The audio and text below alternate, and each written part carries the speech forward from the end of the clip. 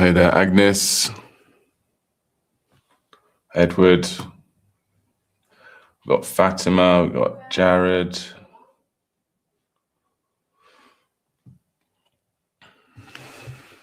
How's it going?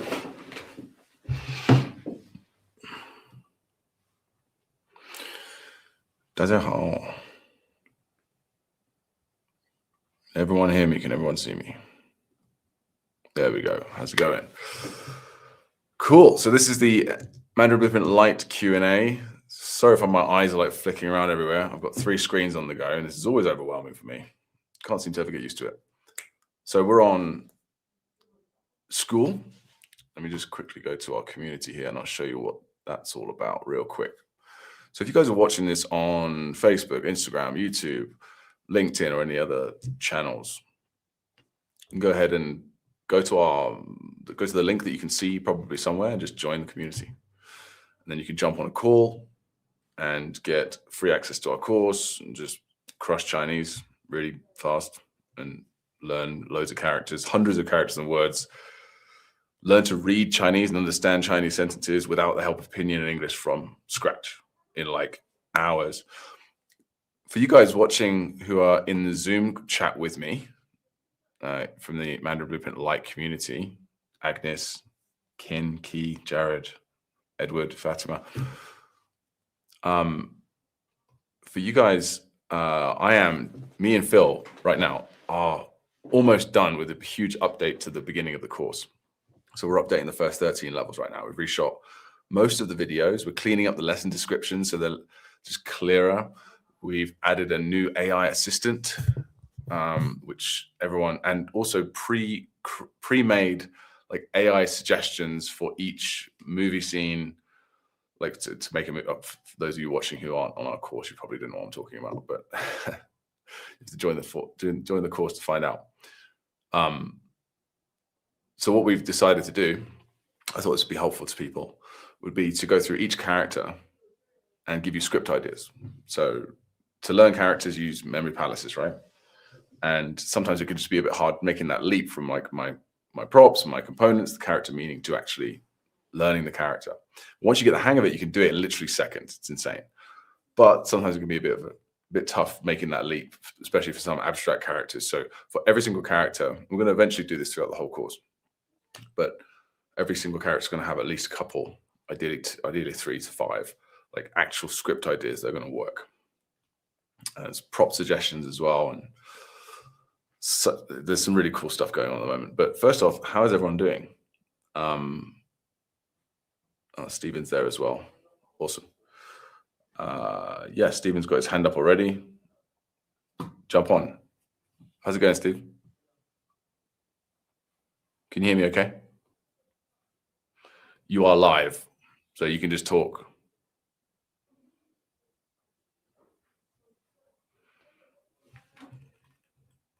Hang on a minute. One sec. Let me make sure. I probably got my microphone. Yep, I got my microphone settings wrong. All right, now go. Hey, hello. Hi, how's it going? Yeah, it's been fine. Awesome. Whereabouts are you in the course? Have you just signed up, or have you been on it for a while? I'm now on my 17th chapter. Okay, cool. Level 17. Level 17. That's pretty good progress. It's like what you see at like a couple of hundred characters now. Yeah. It's my 200th Wang. I'm on Wang, which means king. Amazing. Well done. How can I help? Yeah. Okay, so I have a problem here. So if I want to order the Mandarin Blueprint Pro, and then there's an update to the Mandarin Blueprint Pro features, maybe. I will get the most updated features as well, and then that's actually you get lifetime, man. Yeah, so you have lifetime updates. So once you get the whole thing, that's it. We don't do like, I'm not saying we'll never do subscriptions, but we don't do subscriptions. We tried it before. We don't like it. Like we just give everyone like lifetime access at the moment to the course and the community and the live coaching and the Q&As and all the other stuff. Okay, maybe my next question is, what about do maybe some of the features will be I mean free of charge. I mean some of the features on Mandarin Blueprint Pro will be moved to Mandarin Blueprint Lite as well. What do you mean? Which ones? I mean, for example, the phrase called. I mean, do some of the features on the Mandarin Blueprint Pro will be transferred to the Mandarin Blueprint Lite and will get free? No, everything, like, because we already give like tons of stuff for free already. So like you can go to the court, like if I show you, like you get like so the whole thing is like teaches you like 3,000 characters, 12,000 words, right? That's MB Pro, and you get the MB Pro community plus all the live Q&As, really like high level customer support, and tons of other content as well, like other little courses that you can get, like the phrase vault I think you mentioned already. MB Lite is basically like, we just give you a huge chunk. So I'll just, as you can already see, right? I'll give you you get like a huge chunk of paid curriculum for free. The first 20 levels, lifetime access. And then on top of that, if you go to the classroom section, they've got like an onboarding course, so you know what you're doing. But if you go to the free training here, there's a ton of like downloadable like audio files and PDFs and flashcards as well as merch, all this other cool stuff. A few other like courses you can unlock if you're like sort of engaged enough. If you want to do that, you can also do that as well. But it's enough, basically. We give you enough for free where you can have complete pronunciation training and also read Chinese from scratch, right? So you can realize that it's not that hard. And then if you want, you can upgrade to the full program and take it to like, you know, the full advanced level if you want. Does that make sense? Yeah, okay. So I also agree with you that we already received this many contents for free, okay? yeah, totally. Yeah. Awesome. Okay. How's everything going with like actual studying though? How are you actually, you're at level 17, so it must be going pretty well. Yeah, yeah, of course. Maybe I just like speedrun things recently, just like that, because I think the characters are pretty easy for me. Some of the characters or the words I don't know, but I think I can learn it fast. Yeah, good, awesome. Right. So maybe one more question. Yeah. Do we get can we learn some of the slangs on Chinese on this course on Mandarin Blueprint Pro? I guess slang. You want to learn slang? Yeah. So I mean, like bye bye or some kind of like that. Yeah, sure. Yeah, like if you go to like once you get to MB Pro, right? If you go to the phrase vault. If you go to the phrase vault, like that's like 7,000 different phrases for different situations, and there's a lot of slang in there, like more like natural stuff. So the purpose of the blueprint, right, is just to teach you the most common words. And like I said, there's like 12,000 words in there, like pretty much everything you need for like pretty much any level, with some exceptions of like really technical language, of course. But like generally speaking, you don't need much more than that to speak at any level that you want. But in terms of like slang, yeah, that's the sort of thing you'll pick up naturally as you get into like Chinese content. You'll pick up some slang there, but also if you go to the phrase vault, that's sort of designed for, it's almost like an upgrade. It's designed to cover, let's say, I think it's 130 different situations, about 7,000 different phrases for things like, you know, hobby. Was it not hobby? Sorry, I'm thinking of language islands there. You know, restaurants, you know, how to order food and how to phrases that you'll need going shopping and stuff like that. But I'll be honest with you, like we don't focus on slang that much. I've made a couple of YouTube videos about stuff like that because it's just fun. It's interesting, right? It's like, oh, how do you, you know, like what would be a good example of a slang word? What's a good example? Like is like how big of a problem is that, or how big of a thing is that? Is something that you might find in the north, like a slang way of saying like, hey, no problem, man, like no big deal, sort of thing. Or 没啥大不了的. This sort of stuff is like, this is a way that people talk for sure. But you could also just communicate that same idea with 没问题, which is just like the sort of standard no problem, right? Instead of saying these more advanced like slang versions of it. And until you can have a smooth conversation and get the basics, I don't think it's worth spending a lot of time specifically trying to study slang. Just because like it's kind of the next level. It's okay if you stumble across it during your studies and you find it interesting, go ahead. But I wouldn't like go, okay, now today I want to learn slang before I can even have a conversation. Does that make sense? Yeah, I agree with you. And maybe my last word is I'm pretty.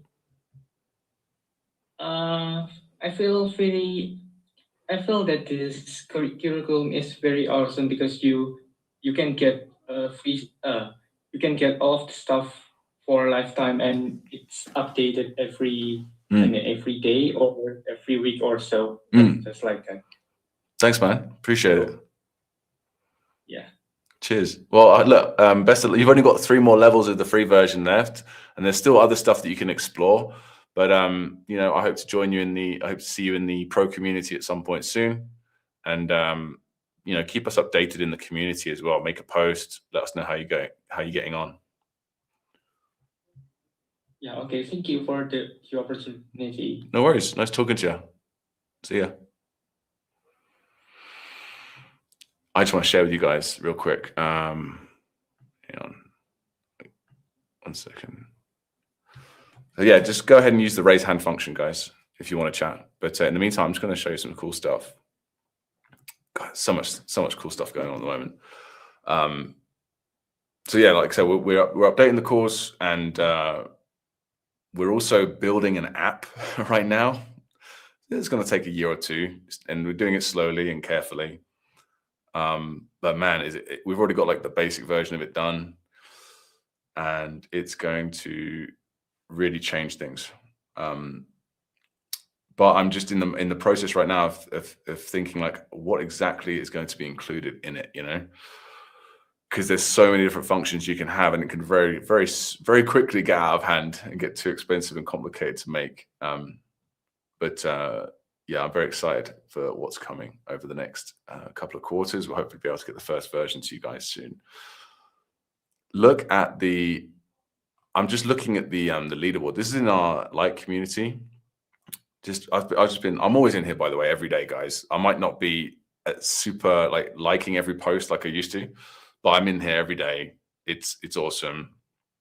And the level of engagement here, like from you guys, it's just so cool. This is we've got 30,000, over 30,000 people in here now. Just the level of positivity, especially from our top people like Paco here and Julie. It's just so heartwarming. So like, for example, I can just choose, let's just go for some of the top posts here, just over the last week. So like someone's just said, Denise said, level 17 done. Funnily enough, that's what you were just on there, Stephen. Look at it. Just look at all these nice messages. Congratulations. Well done. Congrats. Bravo. Wow, that's great. Just that. They're not being paid to do this. They're just doing it because they're awesome and they're passionate about learning Chinese, and they're friendly, and it's just lovely. And one of the things, I mean, I'm not directly in charge of like, what do you call it? Monitoring or whatever. What do you call that? What's the word where you basically kick people out who are being rude or mean or off topic? We very rarely have to do that unless it's like spam, like trying to sell something, which sometimes that happens. But in terms of people just not being nice or not being pleasant, it's so rare. I don't want to jinx it, but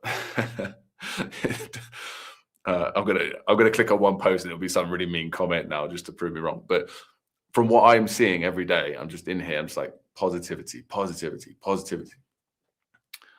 It's so cool. And it's not all like sunshine and rainbows, right? Like some people struggle and hey, I'm having trouble with motivation and blah blah. And people, and do you know what happens if someone makes a post like that?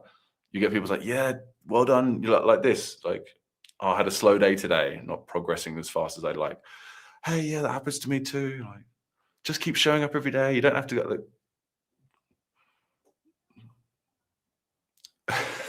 This is our customer service. Italy, you could do this. I love it.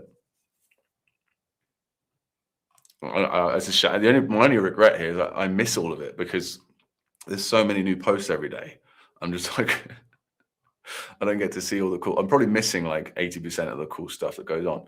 We've also got, this is the pro community. So as you can see, it's like 3.2 thousand. So it's much less, of course, because this is for people who get MB Pro, the sort of the paid, the full course. But you can see the engagement is obviously much higher here. So you've got way less people, but more engagement. And to be fair, a lot of the most engaged people in MB Lite are also MB Pro. There's some comments coming through here, so I don't want to ignore the comments. So I got on Facebook, we've got Arslan says, I have HSK 4 with 2. I don't know what 212 means. And now I want to improve my marks.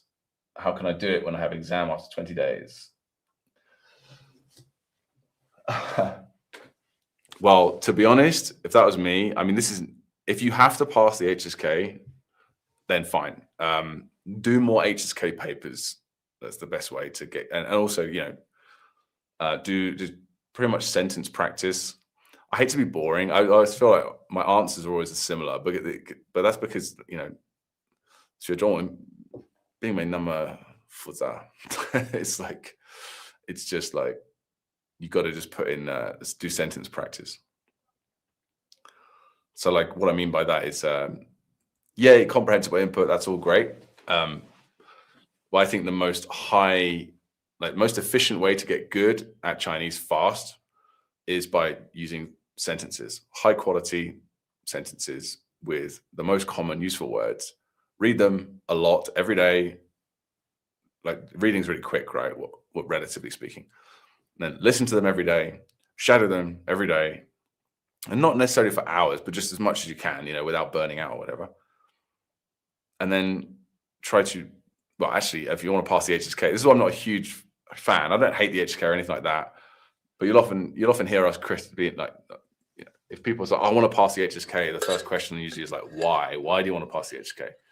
And if it's specifically for school or for a job, then fair enough. But if you're just doing it because you think that's how they actually judge your real ability, I don't know. I would, there's other ways. It's good to have though as a benchmark. It's nice. I passed the HSK 6 when, like, the old version, and that was great. Like, because it kept me. It wasn't great. It was horrible. I didn't like the exam at all. But it was, you know, it kept me focused, and it is some kind of benchmark. You have to be good at listening and reading and writing, or typing at least, to pass the test and get good marks, right? So it is a benchmark. But yeah, so my recommendation for Arslan there would just be, if it's HSK 4, for example, make sure you have all the vocabulary lists and you just see them in example sentences, multiple, ideally, like every day, listening to them, repeating them, and then do retrieval practice as well. Retrieval practice where you try to produce sentences, either speaking or writing. Also, this is really funny the way you worded this. Tell me how to make pronunciation perfect in 20 days. Wow, there's a lot to unpack there. First of all, don't tell me what to do. I'm just kidding. But tell me perfect pronunciation. I have pretty good pronunciation, but it's not perfect. And I would say 80%, 70% of, I don't know, but like definitely over 50% of native-born Chinese people do not have a perfect Mandarin accent either. Maybe they can put on one if they try, but generally how they speak in daily life, they do not have perfect accent whatsoever. So it's like, how would you expect yourself to have it if native speakers don't have it? So that's number one. To have a perfect Mandarin accent, you literally have to go to broadcasting school or some sort of elocution lessons in like actually study for a long time. That's if you're a native speaker. So don't worry about having perfect. Do I have a perfect English accent? I mean, I can pretend. I don't know. Well, first off, what's perfect? Probably the, Benedict Cumberbatch, right? Sherlock Holmes. Like that's like the standard, if you like. 标准英文口音 is that, right? But just because I don't speak like that, it doesn't mean my pronunciation's bad. Do you know what I mean? So first off, you need to just change your perspective on what is good, like perfect pronunciation. First of all, you don't need it. You can't get it anyway, most likely. It's not physically possible and it's not worth it. So what you need is accurate pronunciation. And if you want to get accurate pronunciation in 20 days, that's completely possible. Just, again, sorry to be boring, but just follow my advice from before and just do lots and lots and lots of listening and even more repeating. So minimum 1 hour a day. This is what we tell all of our coaching clients, minimum 1 hour a day listening. And everyone can do that, even no matter how busy you are. You have to replace podcasts and Netflix or whatever you're listening to. People don't listen to Netflix, but replace that with Chinese, useful Chinese, not just any old podcast or anything that's above your level. Something that, again, example sentences are usually the way to go. If you're a bit higher level, maybe a piece of content that you're familiar with or that you're super interested in, listen to it, ideally repeatedly. And repeat it out loud.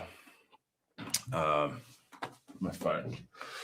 So I have get like a VLC media player. Speechify is a new app that I found. You have to pay for it. It's like a few dollars a month, but it's good. It's a solid app. Not so great when you're in China with a VPN and stuff, but even though I'm in China, it still works okay. So I have it's just, I say that and it's literally just crashed as I tried to open it. I was like, this app's awesome. I'm trying to tell everyone how good this app is. And then it just crashes when I try and open a single file. It's okay, fine. Okay. And make sure you have a Chinese voice. Okay. So here I just have a bunch of sentences in Speechify, right? These are like high level sentences just to practice a bit more tough grammar and stuff like that. And you can highlight them. I've highlighted a few sentences here. It's cool. Or you don't even have to do this. It's just, I like this because it's a way of it's actually designed to be a podcast app. It's not designed for language learning as far as I know, but you can highlight things and it remembers the highlights, of course, and what's a unique thing that you want to focus on, and you can just play the audio. And the cool thing is, because it has each sentence, you can follow along with it as you're listening to it, and that might not always be convenient, but that way you can connect the reading to the listening. Reading, of course, is not essential for developing your spoken pronunciation, especially not, but generally it's good because you can sort of connect the characters to the sounds, and it helps listening, makes listening easier, and the listening makes the reading faster.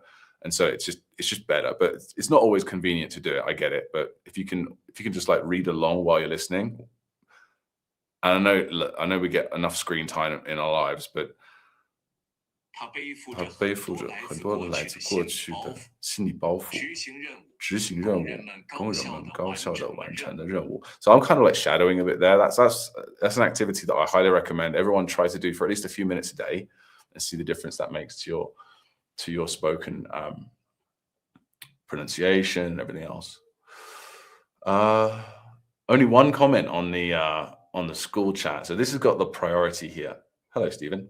So this has got the priority here. So if you want to chat, if you've got a question, I'll check this first. Oh, sorry, Key, you've had your hand up for a while. Let's have a chat. How's it going? Hello. Hello. Hey. Yeah, first of all, I just wanted to thank you and Phil for building such a lesson and community. Thanks. I feel like you have put in so much effort and time on it, and it's working great so far. Amazing. Thank you. Appreciate it. I just have 2 pronunciation questions, if that's okay. Yeah, go for it. Okay. So this is regarding the fifth tone. So what is the major difference between the fifth tone of MA, like ma, and ME? Like because to me they sound very similar, but I also know that they sound different. I just can't point it out. So could you help me with that? You mean like the difference between like the fifth tone ma and the other ma, like with a tone, right? Yeah. MA and then ME, like Oh, as in M-E, yeah.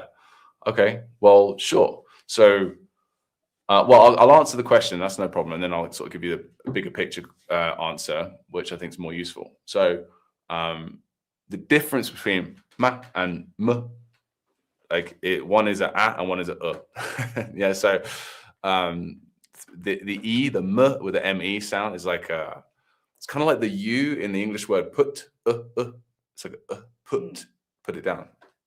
So that's the difference.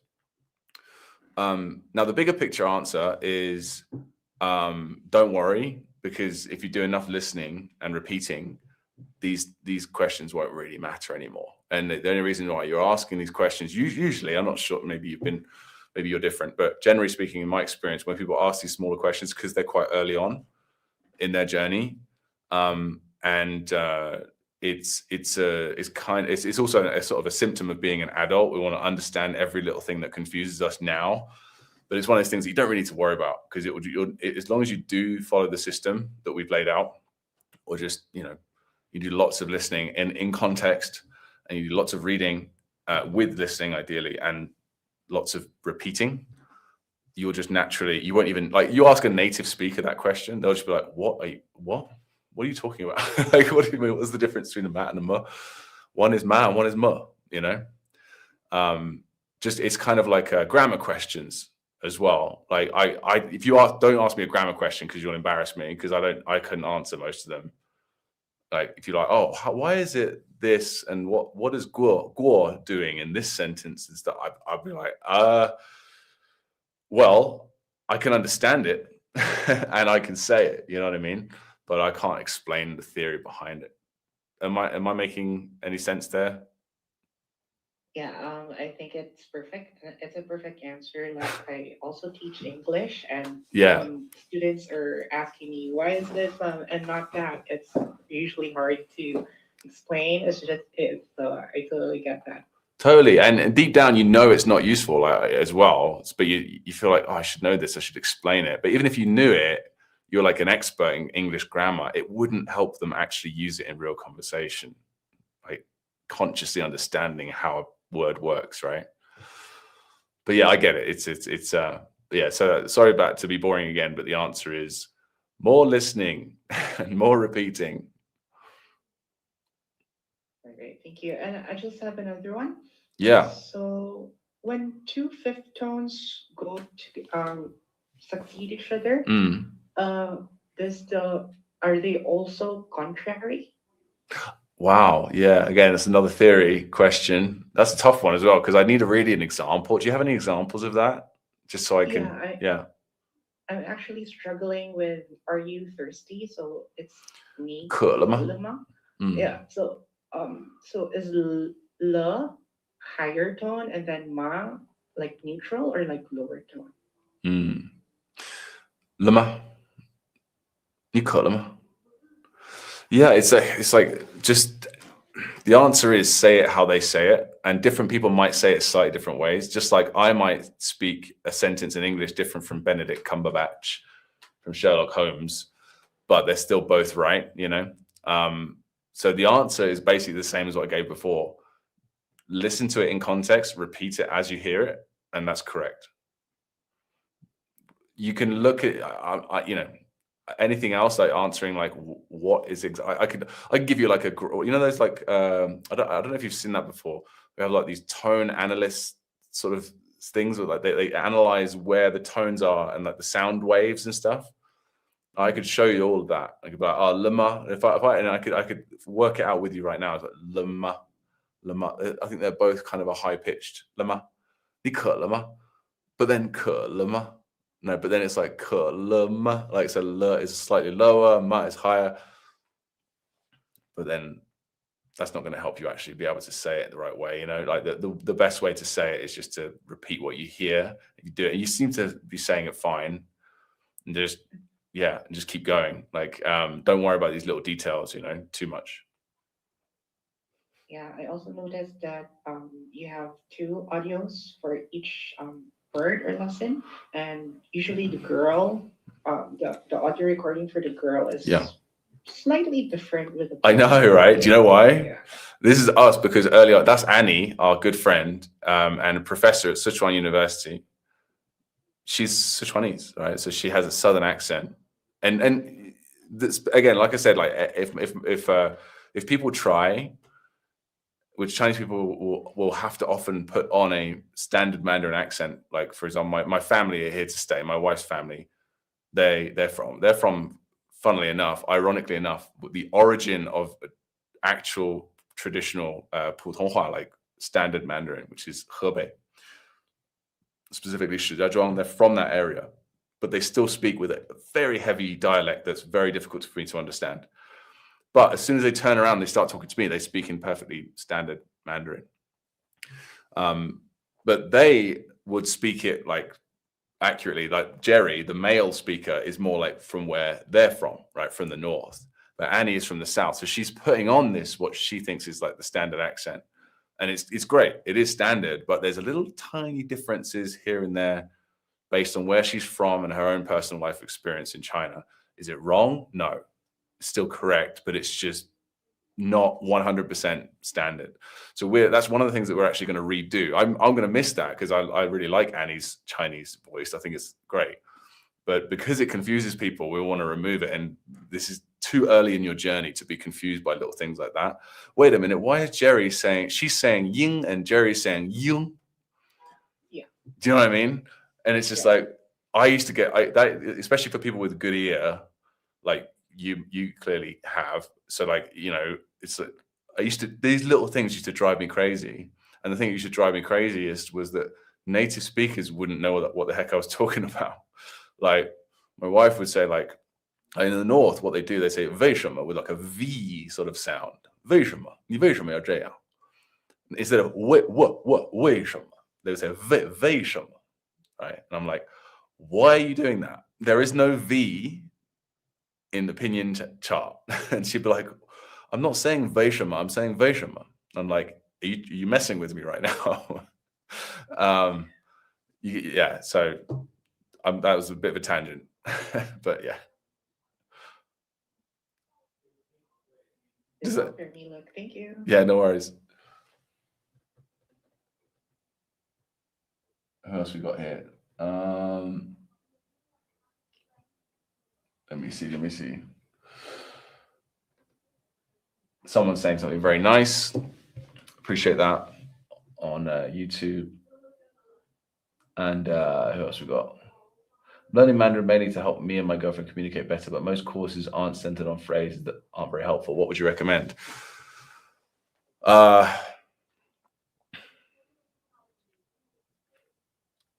Right. Well, it depends on your goal, right?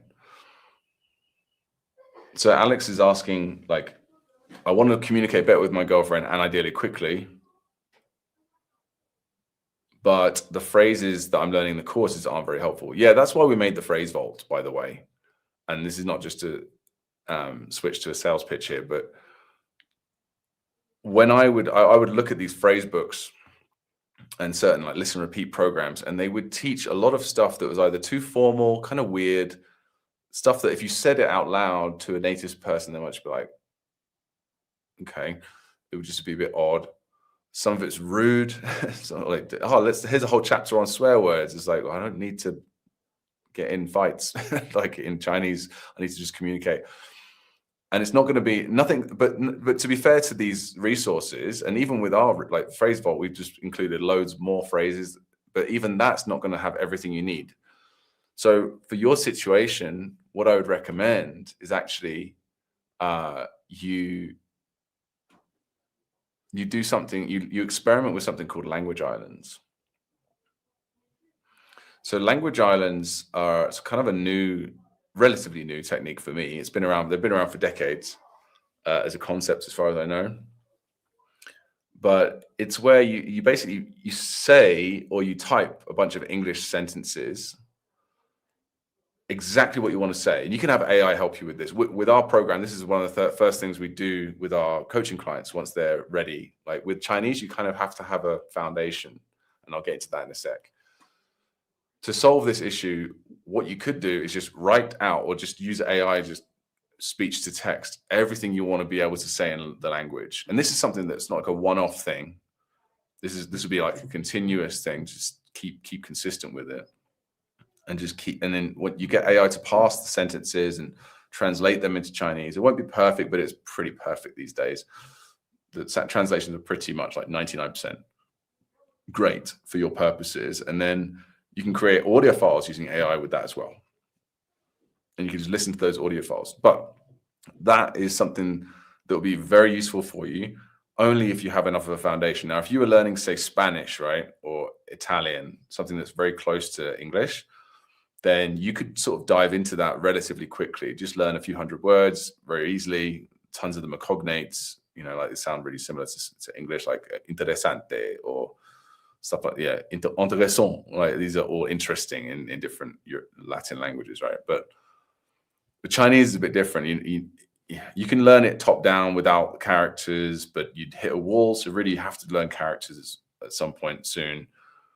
And that's why, and we knew this, that's why we built our course the way we did, where it starts with a little bit of pronunciation just to get the gist of pinyin and pronunciation, and then straight into characters. And we experiment with this for a while. And what we've discovered is that maybe it's best to get at least 1,000 common words, a few hundred characters as well, under your belt first. So that'd be, for our course specifically, that would be the first 37 levels. I'll get you to, that's 1,000 common words. Why 1,000? Well, that's 80% of the language. So that will get you to the point where doing language islands from that point wouldn't drive you crazy, right? It wouldn't be too scary. There would still be a lot of new words, top-down words as we call them, but you can learn those using mnemonics based on the pronunciation until you eventually get the characters. But that's what I would do. I would just, the problem with Chinese is like it's very front-loaded.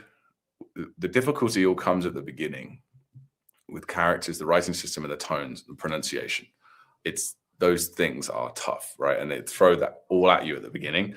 And so it just takes a bit, it's not difficult with our system, but it's always going to take a bit longer than it would for, like, say, Spanish, no matter how good the approach is. So so the shorter version is basically, I would do a little bit of listening and repeat, like a simple listen and repeat program, like the Kickstarter or the one we offer for free in our community.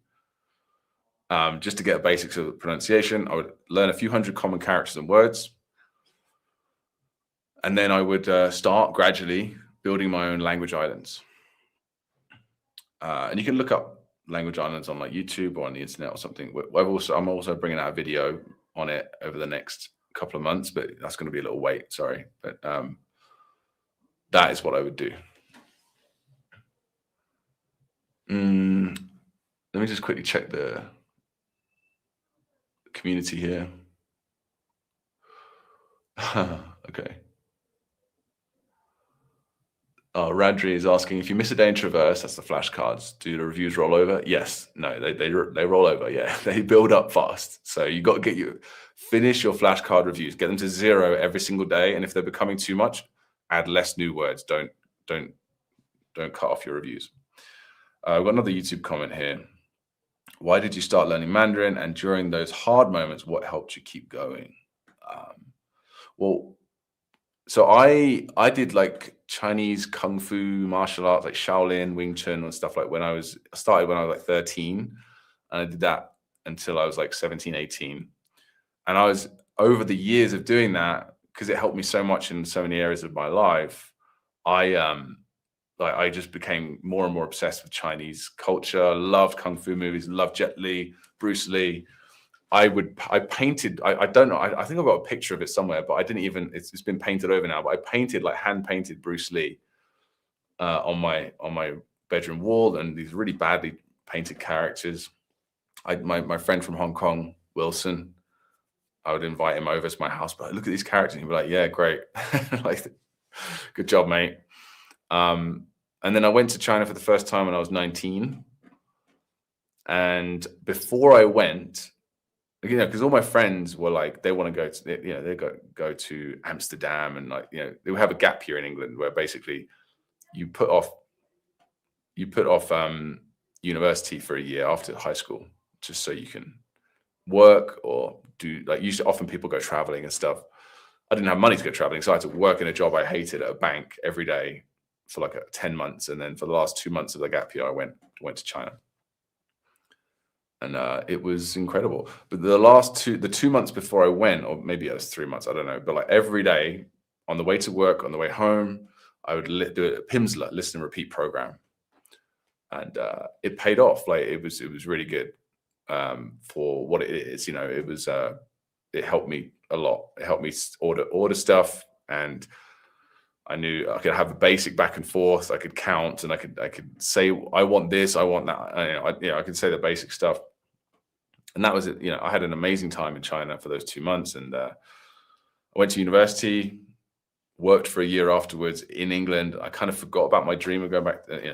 I wanted to go back to China. I wanted to actually stay there. I didn't want to go to university anymore, but I ended up going anyway. And then I went back to China after I finally woke up, and I realized, oh yeah, I forgot about my dream to actually, you know, go to China and live there. So I did after that, and that was like 2013, I think, ish, something like that. And then I've been here pretty much ever since. I tried to go back and live in England for a little bit, for like 6 months, and that did not work out well recently. That was just like, nah. And now I'm settled here, got 2 kids and a house, and this is my base. And during the hard moments, what helped you keep going? I had a lot of hard moments.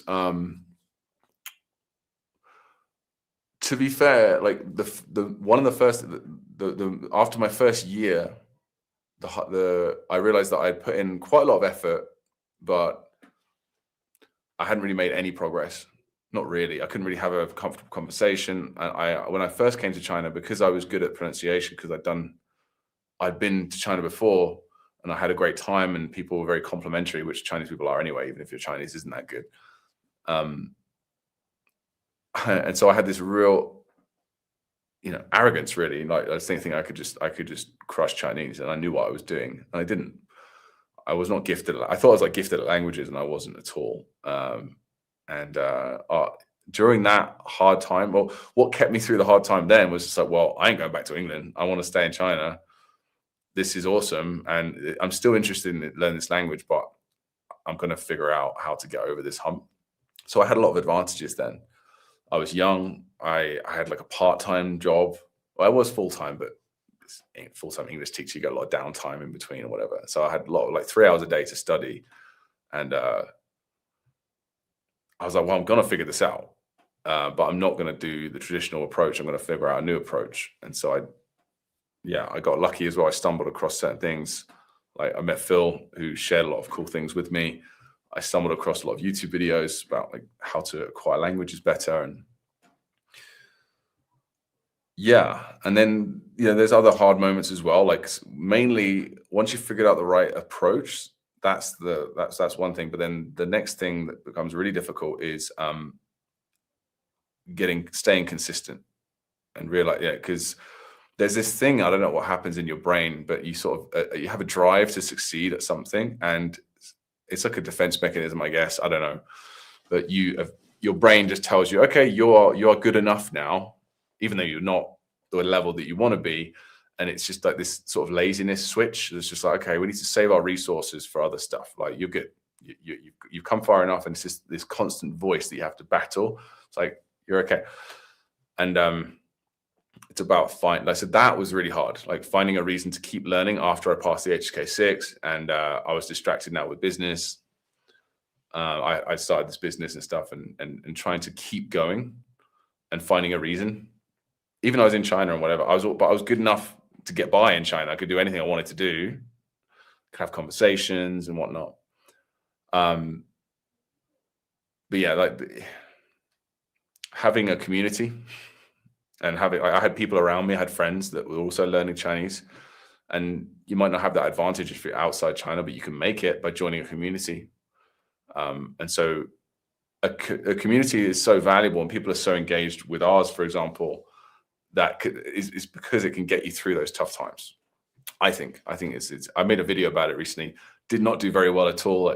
I knew it wouldn't get like hardly any views, but it was mainly just like a sort of a thank you letter to the people in the community, and just how awesome it's been. Yeah, so I think that's one of the most powerful things you can do, and creating an identity around it as well.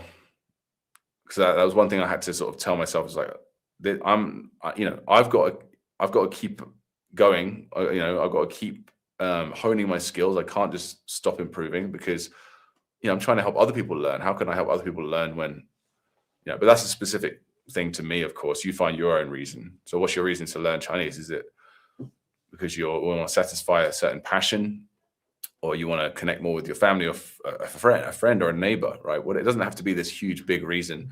Just be one reason, find a good reason, and that can get you through and help you stay consistent. Because that's a never-ending battle. You're going to constantly have that voice just be like, okay, you can go learn Spanish now, or go watch stuff on YouTube or Netflix, or just do something else. You're good. It's going to be this constant voice. You have to justify to that voice. And a good way of doing that is also to have goals, a specific goal. And that's why I mentioned the HSK. Like, I'm not a huge fan of the HSK, but it does serve that function really well. Gives you a goal. My goal is to so I can show my kids, or I can show like whoever, or just show myself, like, hey, look, I got this certificate that says I learned what is considered to be one of the hardest languages in the world for native English speakers to a high level. Look at that. Whatever your reason is, have a good one, and join a community. And I'll keep going through most of the tough times, and follow a process, a structure and methodology that actually works as well. Don't use Duolingo. I mean, certain apps with, just use a process that actually is proven to work, and to some degree. Otherwise, you'll just be running around in circles. So I hope that answers the question there.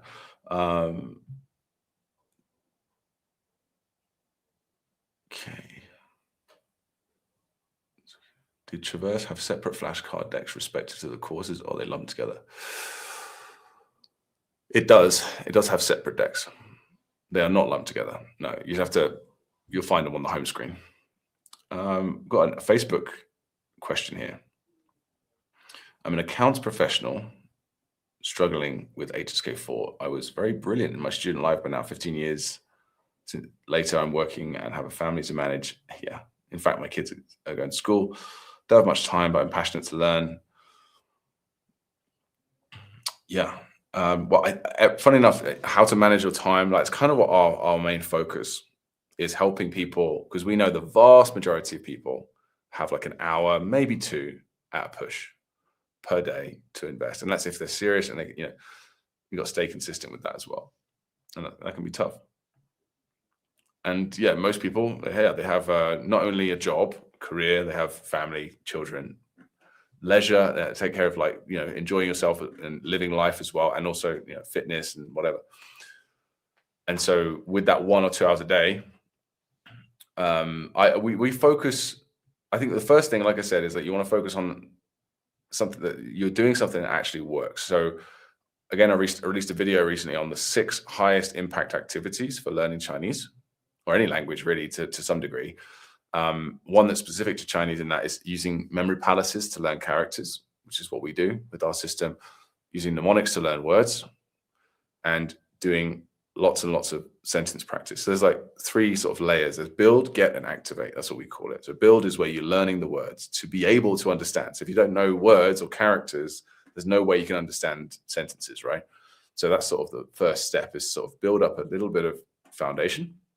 And then there's get comprehensible input, which is listening and reading. And watching TV and podcasts and stuff is also great.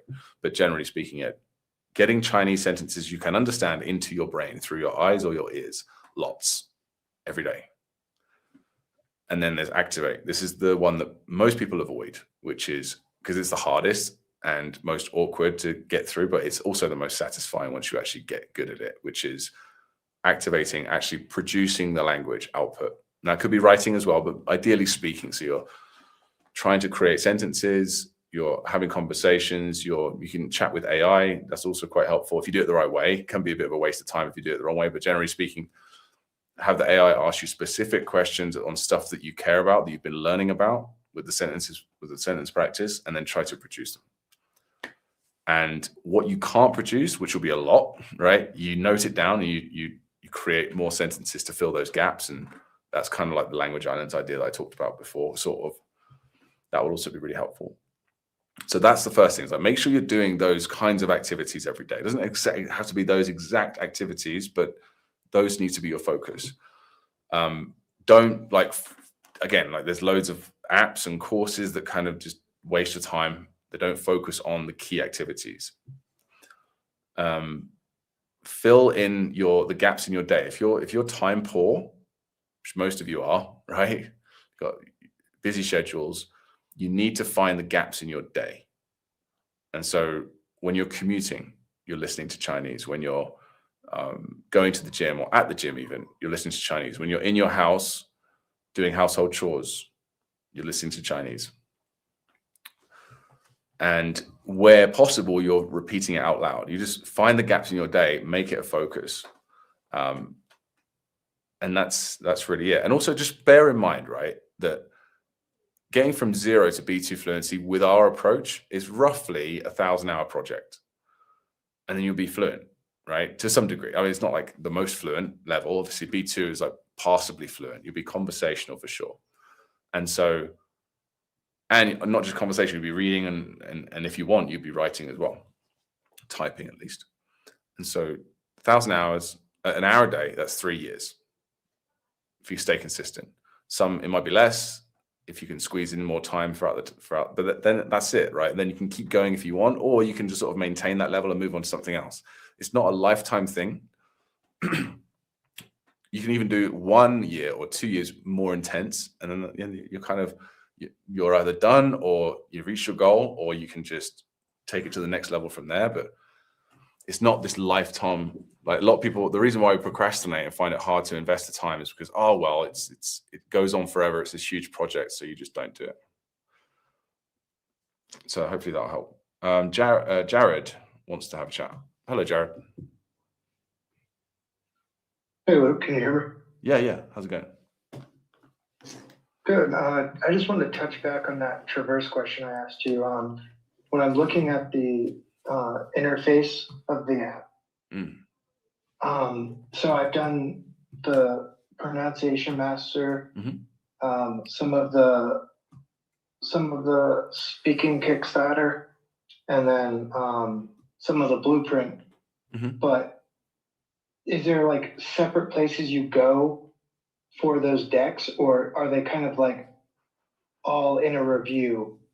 So when I review, like at the top right hand of the page, it says review all flashcards. Yeah. Would that be every single like course I've done, or do I have to go into each course review? You could do both, I think. So this is all of them, right? And someone can correct me if I'm wrong. Sorry, someone else put their hand up before you, but I just then they put the hand. Anyway, we'll get to them. Or you can click in, and you see it's gone down to 2 now. So before it was 6. If it says 16 here, right? Can you see that number? Right. So that's all flashcards. Yeah. And then if you click in to each individual one, it will say, "Oh, look, there's 3 flashcards from this level." Right. Perfect. So I can click here, and that will just review the 3 from here, and then the other 13 will be left to review later if I want. Thank you so much. Hey, no worries. Got another one, a not very clear name. Huris. Sorry, I didn't put up my full name. Carmela, nice to meet you. Hi. So my question is, I tried to, make use of the Hansen method, the movie method. Yeah. But, I just keep forgetting my own props, the props that I create. I don't know, maybe I'm not creative, but I don't know. Now I'm just thinking, okay, what if I just, try to memorize, like, the words and like in the lessons in the order that you guys put out, and I don't maybe forget about the hands. No. Maybe That's- I'm doing it wrong. I don't know. Yeah, you probably are. That's okay. Some people do it wrong, and that's fine. It's not like this super simple thing at first, like for a lot of people, because it's like a new concept, right? So let's look at what is actually the problem. So you said you're forgetting props. So walk me Yeah. through exactly what that means. So like, what do you mean? Okay, so like let's say I'm doing like Nian, like the character from Nian, Yeah. right? So and then like it's like you build upon. Okay, let's start like with the razor character, right? Yeah. Right? You build upon it so that you get to know and learn like more characters, right? Yeah. But then it just becomes a lot more complex for me. It's hard for me to keep up with the props and keep building up on those. I don't. Well, first of all, Nian is early on in it's like one of the first few characters, Yeah. and it's also one of the weirdest. So like, but it's the way because it's like it's just a little bit different. So it's made up of 3 components. One is U, right, meaning noon. Yeah. What's your prop for that?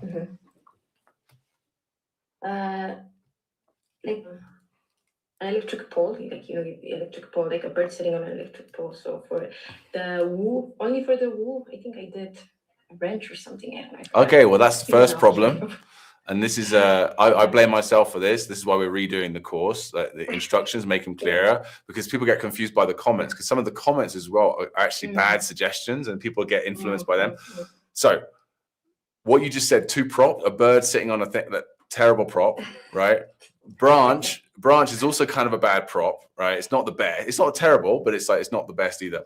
So you want to have a specific, uniquely identifiable object that represents noon in some way. So for example, you don't have like a clock face, because that's not a unique identifier. We don't carry around a clock face or have a clock face on the wall. You have a clock or a grandfather clock or an alarm clock, an actual full object that represents noon to you. It could be a sandwich, right? Because noon is lunchtime, right? So what do you eat for lunch usually? You can just imagine that, if it's easy to imagine. That's another example. A cowboy hat, because at high noon, that's when they used to do the duel, the draw, and they used to shoot each other. And so, or it could be Woody from Toy Story, right? That's like a little bit of but it's got to be a full object. So let's choose of that list. What would you like to choose for noon? Yeah, maybe the wooden gun. Maybe it's more. I can visualize it more. The wooden, sorry, what? Maybe the wooden gun, like you said, a wooden gun. I said Woody from Toy Story. Woody, Tom Hanks. But we can do a gun. We can do a gun, like a handgun. Yeah. That works. Yeah. Because that's like a jewel, right? So let's say a handgun, right? So then, what are your other 2 props? You've got the vertical sort of line, and you've got the horizontal line. What else? What are the other 2 props?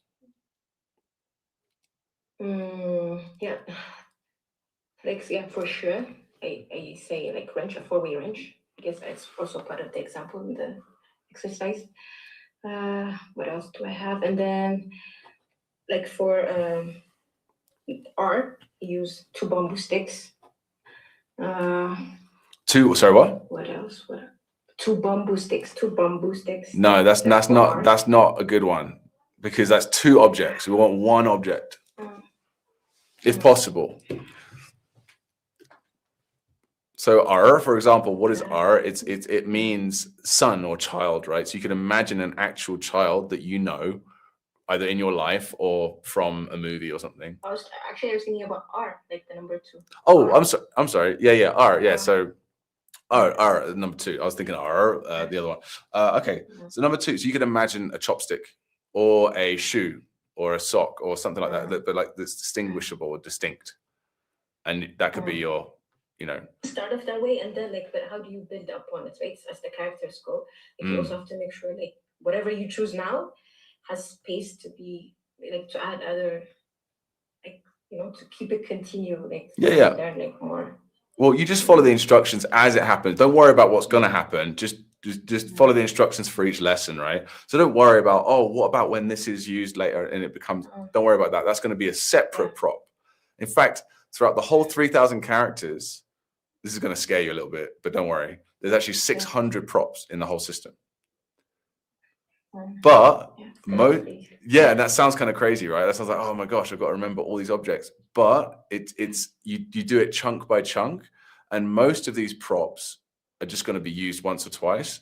But like there's a few props that are used like 10, 20, 30 times, 50 times, 100 times. And so they got a lot of mileage. And you know, the wrench that you mentioned earlier is one of those.